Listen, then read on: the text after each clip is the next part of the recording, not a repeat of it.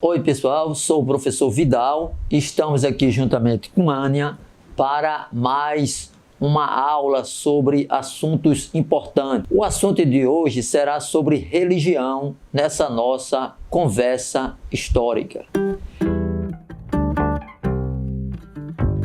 Esse assunto religião é um assunto bem polêmico, tá certo? É muito polêmico na realidade. Se nós pegarmos a própria LDB, que é a Lei de Diretrizes e Bases da Educação, num dos seus artigos lá, ela vai dizer que a disciplina religião nas escolas, ela é de caráter facultativo, a matrícula é facultativa, tá certo? Dessa disciplina, tá ok? Então, com isso, o que é que vai acontecer? Algumas escolas, por exemplo, como a escola que eu dou aula, ela tem lá a disciplina religião. Eu dou aula de religião. Já na escola de Ania, não tem religião, tá certo? Então, quem vai decidir é a escola no seu regimento, no seu PPP, que é Projeto Político Pedagógico, ela vai decidir se terá ou não essa disciplina religião, tá certo? E uma das questões que existe, que também é uma situação meio complicada, é o que se chama de proselitismo. Essa palavra meio complicada quer dizer o seguinte, que não pode um professor que estiver dando aula de religião, ele sendo de determinada igreja, tá certo? Determinada religião, ele tentar convencer os alunos que aquela religião que ele professa é a melhor. Então, esse é um dos grandes problemas que existe nessa questão religiosa, tá certo? E, assim, para começar o assunto, a gente tem que saber o que é religião. Religião pode ser definida assim como um conjunto de crenças e práticas sociais que são relacionadas com a noção de sagrado. Exatamente. Então é o quê? É você acreditar,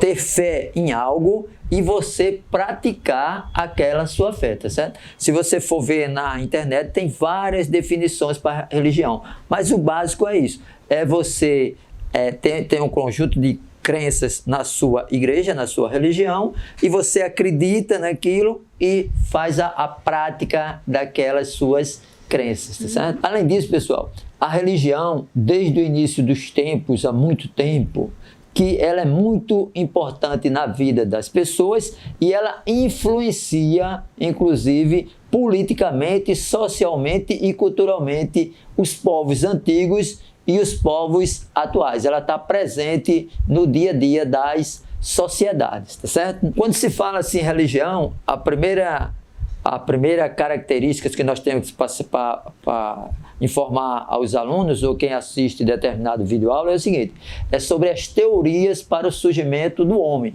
Então nós temos duas teorias principais, tá certo? Temos a teoria chamada de criacionismo, que nessa teoria é aquela que está na Bíblia, no livro... mais ligada à religião, no caso, no livro de Gênesis.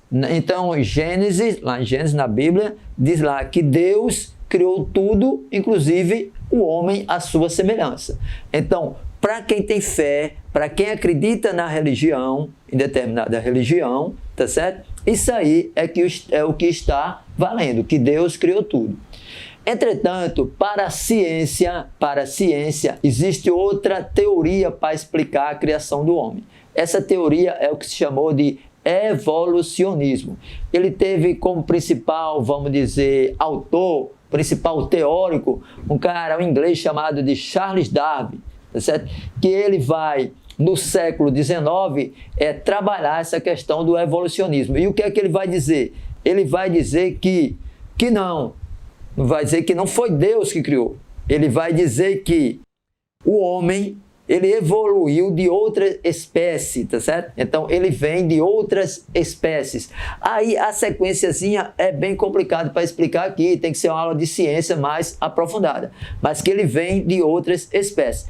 Detalhe, viu, pessoal? Muitas vezes o pessoal coloca aqui no evolucionismo, diz que o homem veio do macaco. Mas não é do macaco, seria de um descendente, assim, semelhante, mas não do macaco. Exatamente, eles vai ter um ancestral comum, vai ter um ancestral ancestral comum, e um vai seguir e ser homem na sua árvore genealógica, ser humano, o outro vai ser chimpanzé, macaco, etc. Mas em nenhum momento nessas afirmações de Charles Darwin diz que o homem vem do macaco.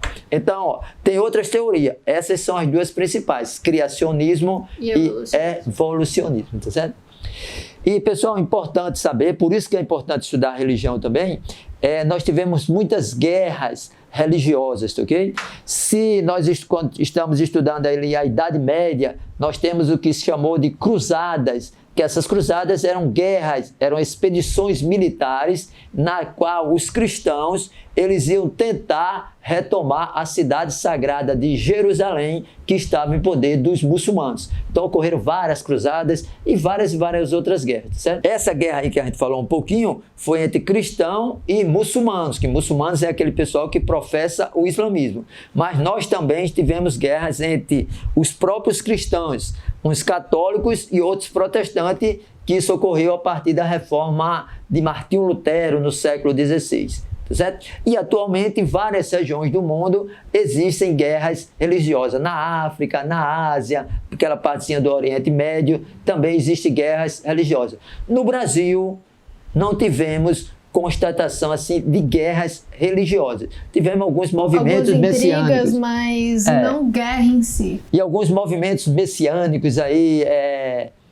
por exemplo, Canudos, Guerra de Contestado, que está ligado um pouco à religião, mas dentro do próprio cristianismo, tá certo? Bom, e quem viu aí anteriormente o vídeo de Constituição sabe que na Constituição também tem essa questão da religião. No caso, no artigo 5º, inciso 6º, é importante relembrar, né? Então vou reler aqui para vocês. É inviolável a liberdade de consciência e de crença, sendo assegurado o livre exercício dos cultos religiosos e garantida, na forma da lei, a proteção aos locais de culto e às suas liturgias. Que, no caso, esse inciso, ele é justamente o que nos mostra que o Estado é laico, que não tem uma religião, única. Você pode ter qualquer religião que você quiser. Exatamente, é livre a expressão de pensamento, né, de sua fé religiosa. Nós estudamos Constituição, nós vimos, só relembrando, que no Império existia uma religião oficial. Sim, o catolicismo era a religião oficial. A partir de 1889, na proclamação da República, pela Constituição, a partir daquele momento, deixou de existir uma religião oficial, tá certo? No Brasil, através do censo de 2010, que foi o último censo realizado, censo é um levantamento estatístico, uma pesquisa sobre, por exemplo, religião, pode ser sobre qual a situação econômica das pessoas, qual o tipo de trabalho das pessoas, se é um trabalho formal ou se está na informalidade. Então o censo é realizado normalmente de 10 em 10 anos. Esse ano não foi realizado por uma série de problemas, mas o último de 2010, ele dizia aqui que a maior parte pela essa pesquisa, pelo esse censo, a maior parte da população no Brasil, cerca de 60 e poucos % é da religião católica, tá certo? E cerca de 22% é da religião evangélica. Lembrando que católicos e evangélicos são da religião cristã, do cristianismo, mas eles têm alguns dogmas diferentes, tá certo? E também temos no Brasil aqui cerca de 2% de espírita, temos cerca de 0,5% que são da Umbanda ou do Candomblé, e temos outras religiões também, tá certo? Então, isso através desse censo. E as maiores religiões do mundo, aquelas que têm mais adeptos. A religião que tem mais adeptos é o cristianismo. Isso juntando católicos e protestantes. Então, grande parte da população do mundo, aproximadamente 33%, é cristão. Nós temos também o islamismo, que é uma religião que tem muito ali na Ásia, aquela região do Oriente Médio, e também no norte da África, que cerca de 21% são do islamismo. Então, temos também outras religiões grandes, com muitos adeptos, que são o hinduísmo, o budismo, o judaísmo e algumas religiões chinesas, que são algumas religiões variadas, tá certo? E, sim, quais seriam os tipos de religiões? Essa questão de se dividir os tipos de religiões, ela é bem complicada. Quando você vai fazer uma pesquisa na internet, então tem várias divisões. Mas, de modo geral, ela pode ser dividida, essa religião, em 4 tipos. São as primitivas, que nessas primitivas nós vamos destacar o politeísmo, que daqui a um pouco a Ania vai falar um pouco.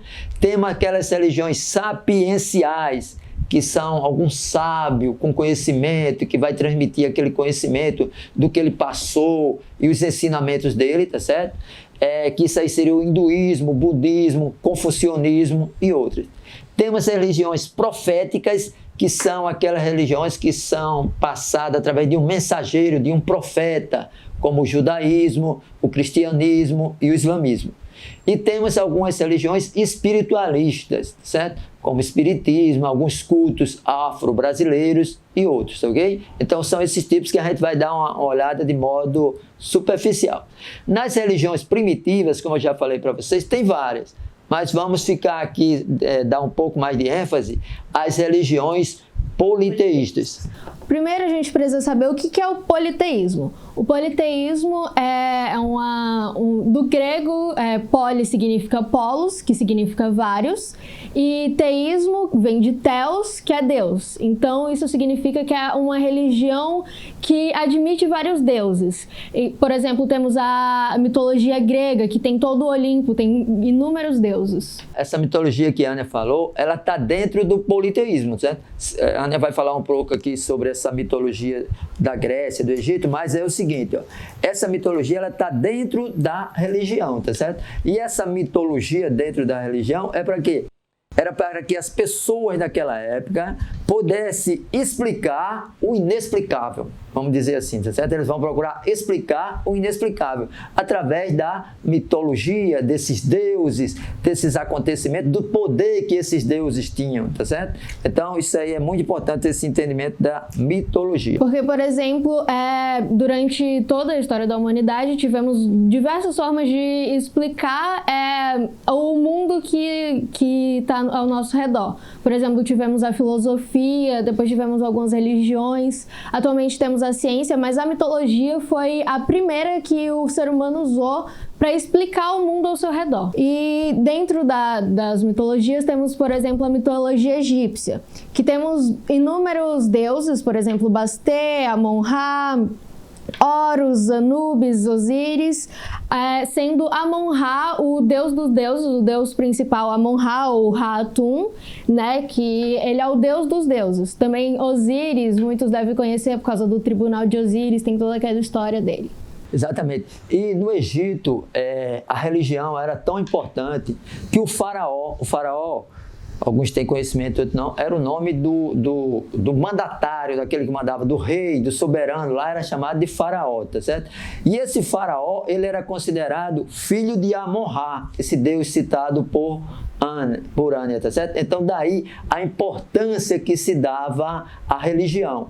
Inclusive por isso que esse estado egípcio era chamado de um estado teocrático. Teocrático, por quê? Porque o poder político do faraó, ele estava diretamente ligado ao poder espiritual, ao poder religioso. Por isso que era chamado lá de um estado teocrático.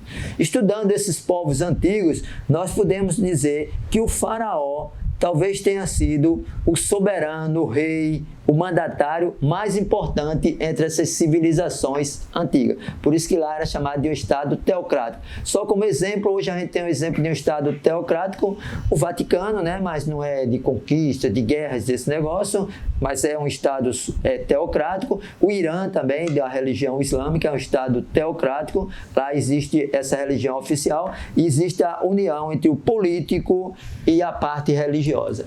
Bom, outra mitologia muito importante é a mitologia grega, que muitos devem conhecer, que tem inúmeros deuses, semideuses, muitos mitos e monstros. Alguns desses deuses são, por exemplo, Zeus, que era o deus dos deuses. Eles tentavam explicar, por exemplo, os mares, toda a plantação, as guerras com esses deuses. Temos o Zeus, né, o deus dos deuses, o senhor do universo. Também temos a Atena, que era a deusa da sabedoria. Afrodite, que era a deusa do amor e da beleza, Artemis, que era a deusa da guerra, Poseidon, deus dos mares, Ares, que era o deus da guerra, e Hera, que era a esposa de Zeus e também era a deusa do casamento. E assim, na Grécia, também essa parte da mitologia, ela era muito importante. Inclusive, acho que a maioria que está assistindo esse vídeo aqui já ouviu falar das Olimpíadas, Jogos Olímpicos, que ocorrem de 4 em 4 anos. E esses Jogos Olímpicos, eles se iniciaram na Grécia. E eles eram feitos em homenagem aos deuses, principalmente a Zeus, que era o deus maior da mitologia grega. Inclusive, quando tinha esses jogos, parava-se, inclusive, as guerras para que fosse disputado esses jogos entre as cidades. Daí a importância da mitologia na sociedade da Grécia. E também outra mitologia que temos, que é a mitologia romana. Exatamente. Por quê? Porque na antiguidade, pessoal, na história da humanidade, uns povos vão dominando outros povos. Por exemplo, no caso da Grécia, posteriormente, o grande império que vai dominar ali a Europa vai ser o Império Romano. E os romanos vão dominar aquela região onde era a Grécia. E com essa dominação, eles acabam pegando para si a mitologia deles, uma parte da mitologia deles. Mas com algumas modificações, mudando, por exemplo, os nomes dos deuses. Por exemplo, o que era Zeus na mitologia grega virou Júpiter. Muitos desses nomes são nomes dos nossos planetas atualmente. Afrodite virou Vênus, Artemis virou a Diana, Poseidon Netuno, Ares Marte e Hera Juno. Pronto, então daí vocês vejam a importância da mitologia tanto na Grécia como em Roma.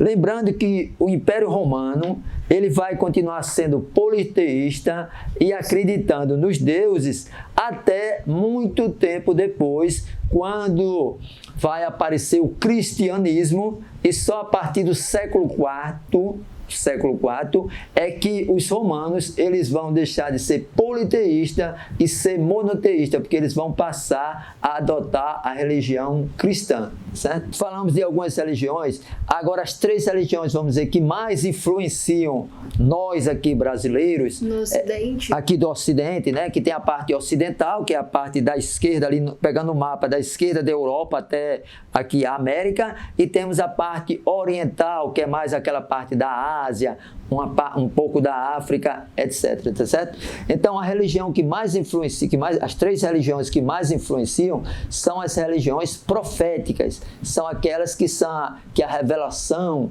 do livro sagrado é feito através de um profeta. E essa que são as 3 religiões monoteístas maiores do mundo, é o judaísmo, o cristianismo e o islamismo. O judaísmo, ele, pela Bíblia e pelos judeus, ele vai começar no ano 3760 a.C., que para os judeus e na Bíblia é a data da criação do mundo por Deus. Daí o início do calendário judaico, do judaísmo, tá certo? E o cristianismo, o ano 1 do cristianismo é o nosso calendário cristão, que é adotado na maior parte do mundo, para comércio e para tudo. Ele vai começar o ano 1 dele, é o nascimento de Jesus Cristo, tá certo? E o islamismo, que é outra religião também muito importante, a segunda que tem mais adeptos no mundo, o calendário dele vai começar em 622, quando o profeta Maomé vai fugir da cidade de Meca para a cidade de Medina. Aí fazendo um resumo assim, que é muito importante para ter o entendimento, inclusive para o estudo da história. É muito importante o aluno ter esse entendimento, é assim. Temos o judaísmo, que o profeta é Abraão e Moisés. No judaísmo, ele não aceita o profeta Jesus Cristo. Sim. Pela pesquisa que eu fiz e conversando aí com o pessoal religioso, ele não aceita porque esperava um profeta guerreiro que levasse o povo judeu a novas conquistas, sim, né? Sim. E aí eles não acreditam em Jesus Cristo, tá certo? Como o principal profeta. O principal profeta do judaísmo vai ser Abraão e principalmente Moisés, porque vai receber de Deus os 10 mandamentos, né? As tábuas com os 10 mandamentos. E a Bíblia, na realidade, o livro sagrado dos judeus, ele vai incluir só os 5 primeiros livros da Bíblia, que é Gênesis, Êxodo, Levítico, Números e Deuteronômio. Então são esses 5 livros que é chamado de Torá, tranquilo? Já o cristianismo, ele vai adotar toda a Bíblia. Tem alguma discussão aí sobre alguns livros apócrifos, parece que eles não aceitam, né? E o islamismo já vai ser uma religião criada depois pelo profeta Maomé. O livro sagrado dele vai ser o Alcorão, o Corão, e o profeta dele vai ser Maomé. Lembrando o seguinte, pessoal, muita gente não sabe, mas essas 3 religiões são chamadas de religiões abraâmicas. Por quê? Porque todos têm Abraão como um profeta. Como profeta, tá certo? Então, por isso que são chamadas de religiões abraâmicas. Lembrando, pessoal, aqui, ó, que essas 3 religiões, elas têm uma cidade chamada Jerusalém, que fica lá no Oriente Médio, que ela é sagrada para as 3 religiões, tanto para o judaísmo, quanto para o cristianismo, quanto para o islamismo. No próximo vídeo a gente vai explicar um pouquinho mais o porquê que tem tudo isso nessa cidade, e a gente vai explicar mais assim sobre essas religiões. Exatamente, nós temos aqui só uma geral sobre essas 3 religiões, tá certo, pessoal? Na próxima aula a gente vai falar mais sobre isso, que é muito importante o entendimento sobre essas questões. Nós vamos falar sobre a reforma protestante, sobre a cisão, a separação entre a Igreja Católica e sobre outras religiões também. Lembrando, pessoal, que o objetivo desses videoaulas, dessa conversa histórica aqui que nós estamos fazendo, é para que o pessoal tenha a noção da história das religiões. Agora, que é muito importante porque influencia até hoje a gente de inúmeras formas. Isso mesmo. Agora, a fé em que cada um acredita, aí é pessoal de cada um, certo? Então, esse vídeo aqui é um pouco mais curto, né? Que a gente deu uma geral aqui. Nós estamos encerrando esse vídeo aqui de hoje. Na próxima aula vai ter a parte 2 sobre religião, que é muito importante. Então, pessoal, convido vocês, qualquer coisa... Se inscrever no canal, curtir esse vídeo que ajuda bastante pra gente saber o que vocês estão achando. Comentar também o que a gente pode melhorar nesses vídeos. Ativar o sininho pra vocês receberem a notificação. E também seguir a gente nas redes sociais também, né? Então, pessoal, foi um prazer aí. Valeu e até o próximo vídeo.